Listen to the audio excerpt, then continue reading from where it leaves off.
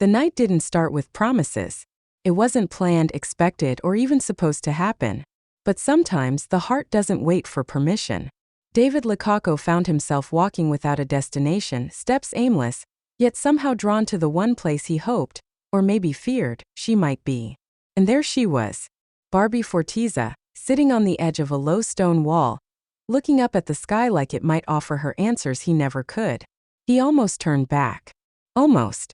But something in the way she hugged her arms to herself made him pause, made him stay. "You always show up when I least expect you," she said without looking at him. David tucked his hands in his pockets, the cool breeze brushing against his skin. "You always expect me." She smiled faintly, the kind of smile that doesn't quite reach the eyes but still manages to stir something deep inside. "I shouldn't," she said. "But you do." Barbie didn't deny it. She just glanced over at him, her gaze holding his a second longer than it should have. "This doesn't make sense. Does it have to?" They stood like that, suspended in a moment too quiet for strangers, too heavy for friends. The weight of what they weren't saying pressed between them.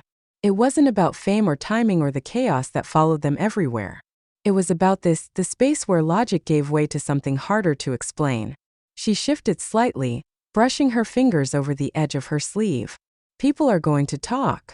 They already are." Barbie laughed softly, but there was no humor in it. "That's the problem."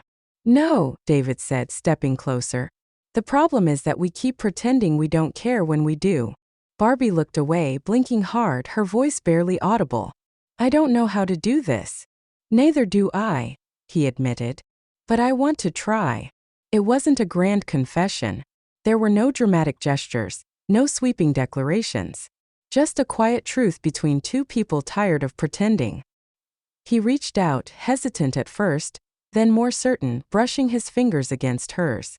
She didn't pull away. The silence that followed wasn't empty, it was full. Full of the months they spent avoiding what was undeniable. Full of the moments they let slip by, too afraid, too stubborn. Full of everything that had brought them back to this one point in time.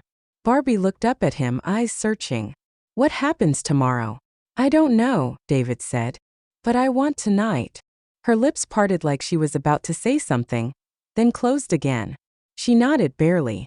That was enough. There were no kisses, no declarations. Just two people standing close, holding something fragile and real between them. And somewhere in the dark, a shutter clicked. A photo taken. A secret no longer theirs alone. By morning, the internet would be in chaos. Fans would scream. Headlines would spin. But none of it could change what happened in the quiet of that night, when two hearts finally stopped hiding.